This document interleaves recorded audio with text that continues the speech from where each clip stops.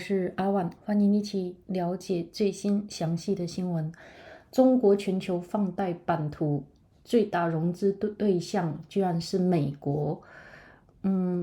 作为全球放贷规模最大的国家之一，中国已向发展中国家提供超过1万亿美元贷款，用于资助非洲的公路、南美的港口和中亚的铁路项目建设。但根据弗吉尼亚州威廉玛丽学院研究机构AidData的数据，过去20年里，中国的最大融资对象是美国。中国各银行已向美国企业和项目提供了2000亿美元的金融支持。这些资金涌向了油气管道、数据中心和机场航站楼的建设，助力特斯拉、亚马逊、迪士尼和波音等美国企业融资顺畅运转。截至2017年，这类融资中的部分项目开始引发美国政府警惕。AidData 周二发布的一份报告显示，2000年以来，中国国有企业已在全球范围内提供了2.2万亿美元贷款和赠款。这一数字比此前预估要高出2至4倍。该报告的主要作者是布拉德·帕克斯表示，研究数据来源于100多个国家的3万多个项目。这项覆盖2000年到2023年的研究更为全面地呈现了中国作为国际债权人的角色。报告概述了中国如何利用金融资源在战略领域布局，建立潜在的供应链控制点，其中涉及一些持续引发西方担忧的交易，例如近期卷入半导体供应链地缘政治争夺战的荷兰安氏半导体收购案。中国对发展中国家的融资大多是向政府提供大型项目贷款，但随着借款国深陷债务危机，这类融资已逐渐转向紧急贷款。而在发达国家中，中国的融资重点更偏向商业领域。AidData 的统计未包含中国持有的7300亿美元国债。2000年以来，中国已成为金融强国，拥有资金雄厚的国有金融机构和政策性银行，这些机构肩负着实现中国政治抱负的使命。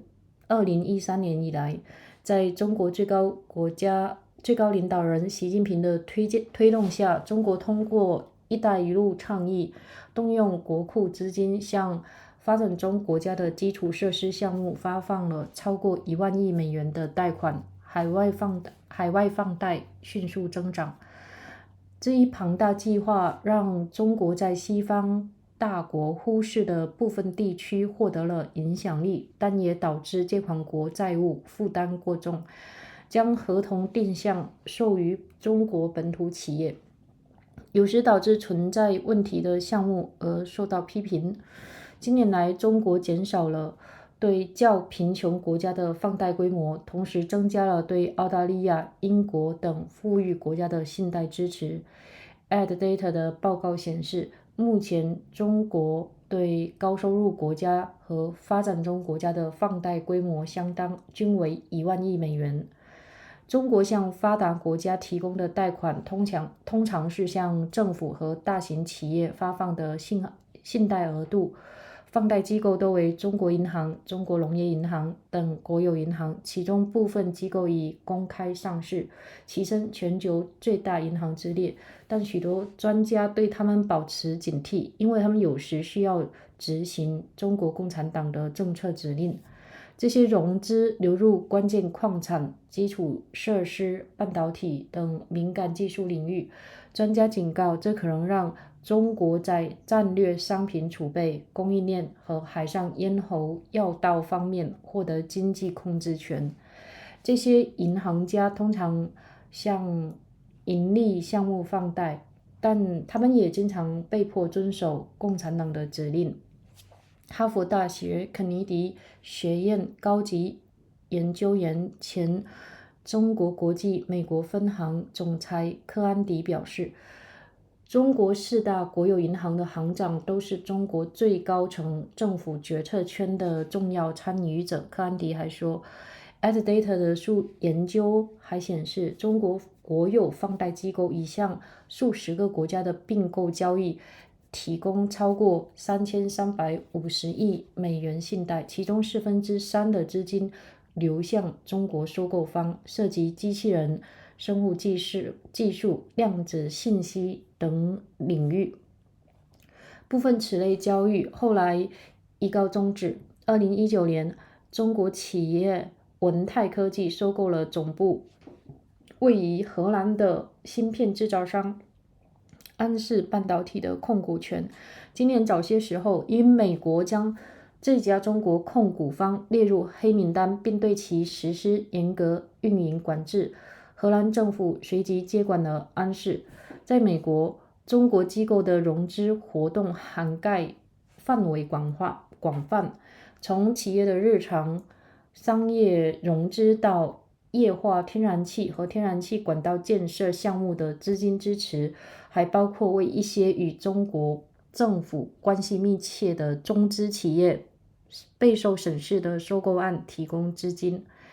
特朗普在第一任期内曾阻止与北京有关联的投资者收购俄勒冈州莱迪思半导体公司。不久后，美国国会加强了对中资投资的审查。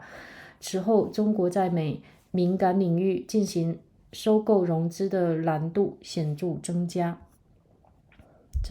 这还是有一点点没有想到吧，一直以为说中国仅在那个就是大家都知道一带一路啊，或者在非洲的放贷是非常多的，修复建桥全都有，但没想到美国居然也是最大的融资国。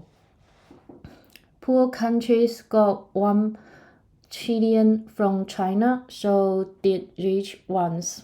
If you would love to have the latest news, please follow me. As one of the world's most prolific lenders, China has paid out more than $1 trillion in loans to the developing world to fund roads in Africa, ports in South America, and railroads in Central Asia.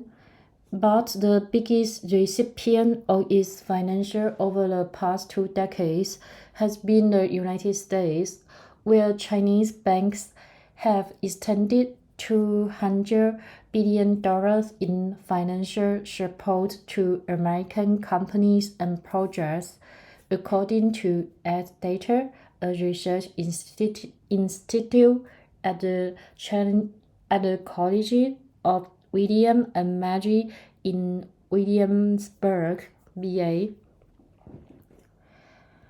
The money pours into the construction of pipelines, data centers, and airport terminals, and it helped to grease the wheels of corporate financing for U.S. companies like Tesla, Amazon, Disney, and Boeing. By 2017, some of this financing started to raise alarms in Washington. In all, Chinese state-owned firms have provided $2.2 trillion in loans and grants around the world since 2000, a figure 2 to 4 times larger than previously, though, according to Brad Parks and the authors of a report that AidData released on Tuesday, which draws on information from more than 30,000 projects in over 100 countries. Governing the period from 2000 and 2023, the study provides fuller picture of China's role as an international creditor. It outlines how Beijing has issued with financial resources to position itself in strategic sectors and establish potential supply chain chokeholds. It touches on deals that continue to raise concerns in the West, like the acquisition of Nexperia, a company recently threw into the middle of a geopolitical battle for control of semiconductor supply chains. Most of China's financing in the developing world has been loans to governments for big projects, but that has increasingly shifted to emergency lending as the borrowing countries have fallen deep into debt. In the developed world, Beijing's focus has been more commercial. The AidData figures do not include China's $730 billion holdings of U.S. Treasury securities. Since 2000, China has become a financial powerhouse with deep-pocketed state-owned financial institutions and policy banks that has a mandate to fulfill Beijing's political ambitions. Its overseas lending accelerated after 2013 under its top leader Xi Jinping, who used China's coffers to shell out more than $1 trillion in loans for infrastructure projects in developing countries through its Belt and Road Initiative. The sprawling project gave Beijing leverage in parts of the world that had been overlooked by Western powers. The program has been criticized for creating unaffordable levels of debt and for directing contrast to China-owned companies, which at times has resulted in problematic projects. More recently, China has scaled back its lending to poor countries while extending more credit to wealthier ones like Australia and the United Kingdom. It now lends just as much to high-income countries as to the developing world, $1 trillion, according to AidData.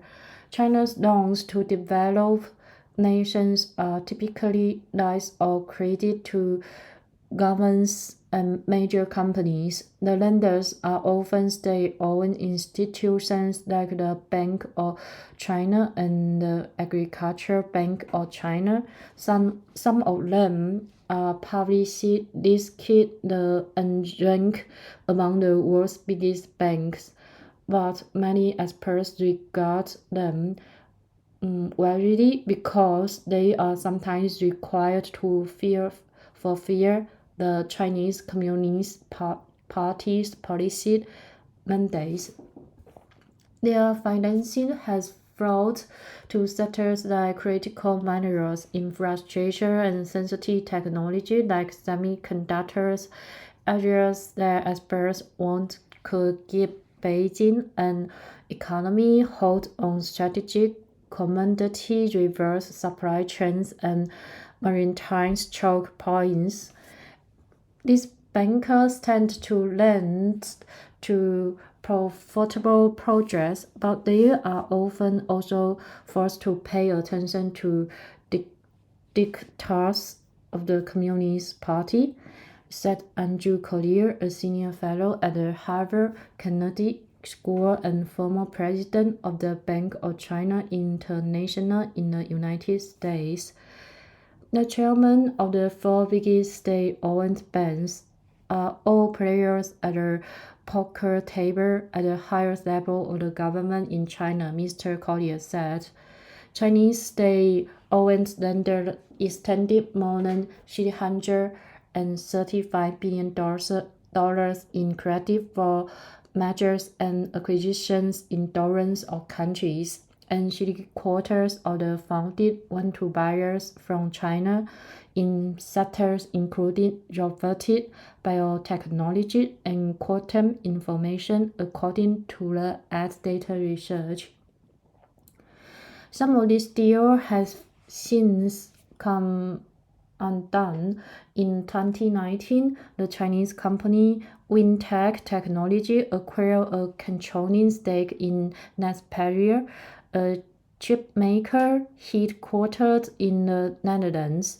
Earlier this year, the Dutch government took control of Naspers after Washington introduced regulations that would have imposed strict controls on its operation because its Chinese owner was on a sanctions list. In the United States, Chinese institutions' funding activities have ranged from day-to-day commercial financial for companies to the backloading of the construction projects for liquefied natural gas and gas pipelines.